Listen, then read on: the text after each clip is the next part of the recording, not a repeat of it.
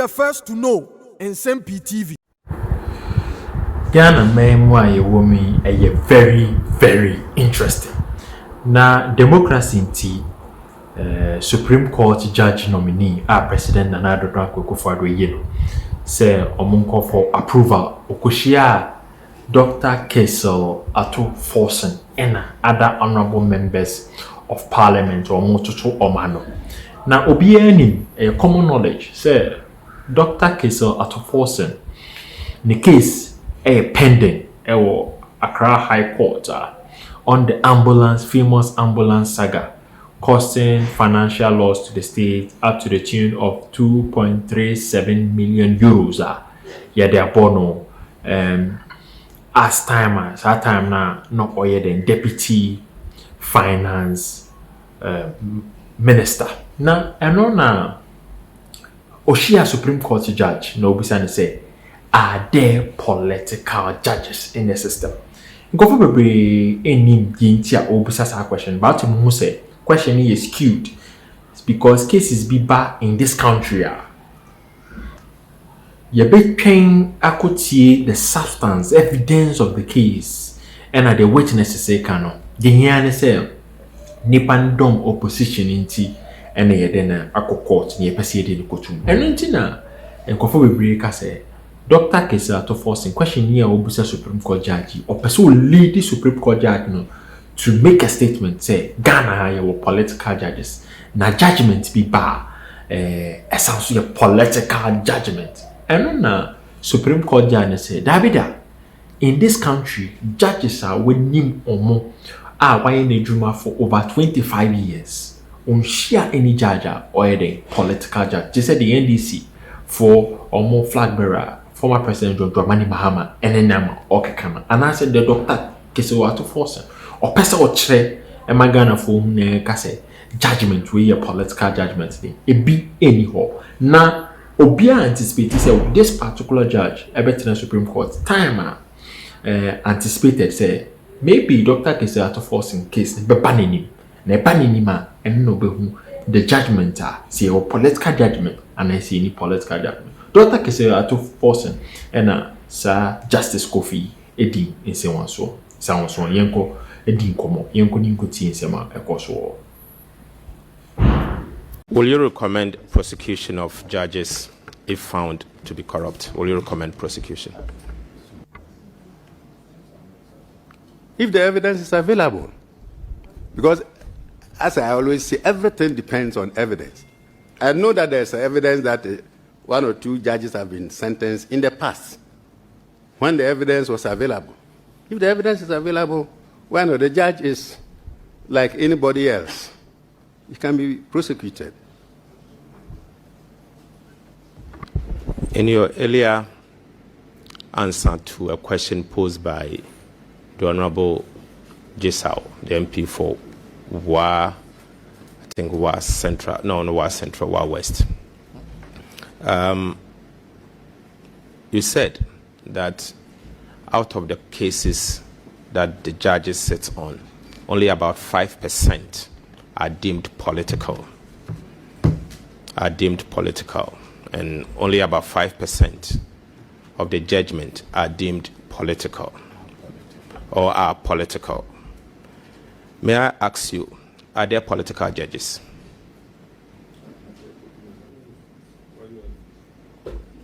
Honorable member, there are no political judges. There are no political judges. That is all that I'll say. But they are political. And it's sorry. I asked them to print the salary that I have for over a 3-year period.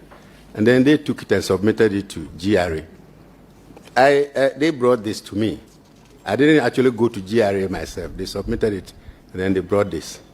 And I saw Mr. Dayusu and Amwa at the bottom. So I assumed that it was proper document coming from a proper source. Mr. Chairman, did you review this document before you submitted it to us? After you received it? Did you review it? Did you review the document, the certificate or you read the certificate before you submitted it to us? Yes, I saw it, Honorable Member. I saw it. And you think there's nothing wrong with the certificate before us? Yeah, because I had attached the pay slips, I had assumed that they had taken into consideration the fact that my salary had been deducted at source. So they were aware that my salary was deducted at source. No, the question here is, if you had paid attention to the certificate that was issued by the Ghana Revenue Authority, you would have seen that there was something wrong with it. Because it says on the face of the certificate that between 2021 to 2023, you have not earned any income. Aside, you have not paid any tax. And that is why I'm asking, did you had an opportunity to review the document before submitting it to us? I don't see where it says that I have not received any income, honestly.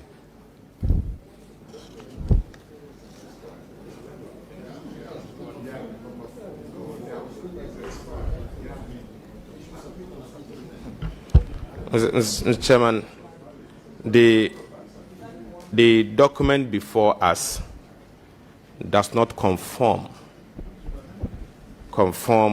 with the honorable nominee's employment status, and there's the need for GRA to resubmit the tax clearance certificate, or maybe the committee will have to write to the GRA to get them to conform, because what is before us does not qualify as tax clearance certificate, considering the fact that the nominee before us has been a judge since 2023. Chairman, I make the application before you. And then I move on to the second question. Justice Kofi. Honorable Chair. Thank you. We do not seem to have any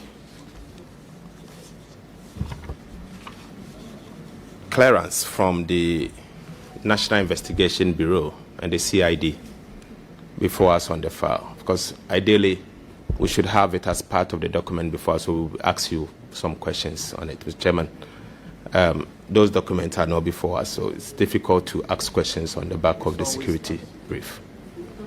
You would respond, just for the record. And I asked the deputy ranking member about it. Apparently, they are yet to submit those information to us, even though we've made a request. So it will mean that we can't ask you a question about your background from the security authorities. We'll wait for what they will bring, and when it comes in, if there's the need for us to ask you a question, we may have to do that. Maybe there may not be a need, but if there's the need, we may have to get that information. I'll be grateful, but I would like to say that I have no criminal record. I'd like to put it on record. And for the records, obviously we should have it so that we ask you some questions, and if we are satisfied, recommend for your approval. So we'll wait for those information. But let me ask you, as human beings, and judges are humans, like all of us, and humans are fallible. What do you consider as your worst judicial mistake during this period working as a judge? And every human being makes mistakes. Do you consider during these years whether you've made a mistake or not? Honorable Chair, sitting here, I can't, off the top of my head, remember worst mistake in my judicial career. I can't, off the top of my head, remember anything of that nature.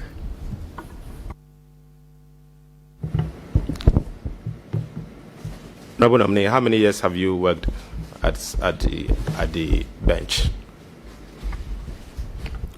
Honorable Chair, 25 years. 25 years, since August 1998. 25 years is quite a long time, and you think that you've not made One single mistake in 25 years. It's a question. No. What I said was that I can't, off the top of my head, remember. It's possible I must have done something, but I don't. As I sit in here, I can't, off the top of my head, remember any such mistake.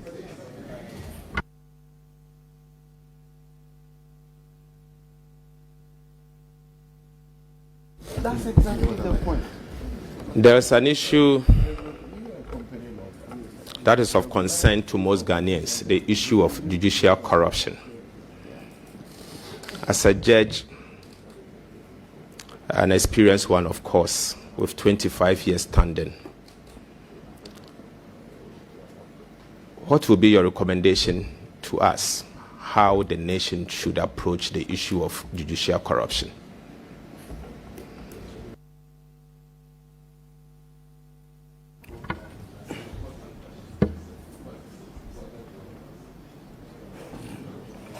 Well, Lord, I'm reminding him that it will be the fourth time you're answering the same question. So try to be as brief as possible. Your answers are already on record.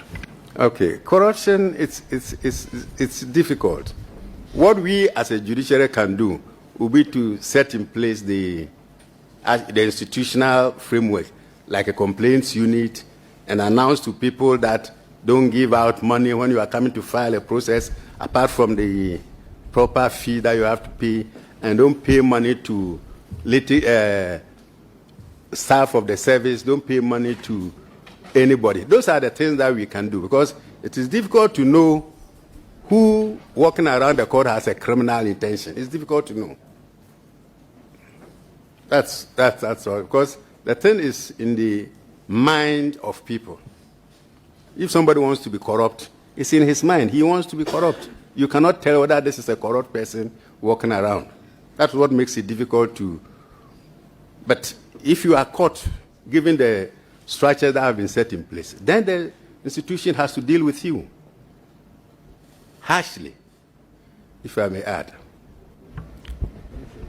It's dangerous to describe a judge as political this, political that. It's a very dangerous thing for a judge to even allow himself to be described that way. So I would say that there are no political judges. If a judge has to act according to his conscience and according to the oath that he takes, there are no political judges. But we sometimes get political judgment. Is that the case? Honourable Member, if there are no political judges, there cannot be political judgments. Thank you very much, Mr. Chairman. Mr. Chairman, that will be all. Thank you for the opportunity to ask you questions. Just a quick one. There's a reason we look for the report from the National Security. Yeah, I'm surprised, even before we saw the report, you are claiming you don't have a criminal record. Are you not preempting what the other state authority should do? I don't know until I get one. So I think that the same way you don't want the public to preempt the outcome of your cases in court, allow the National Security to bring their report so that we look into it.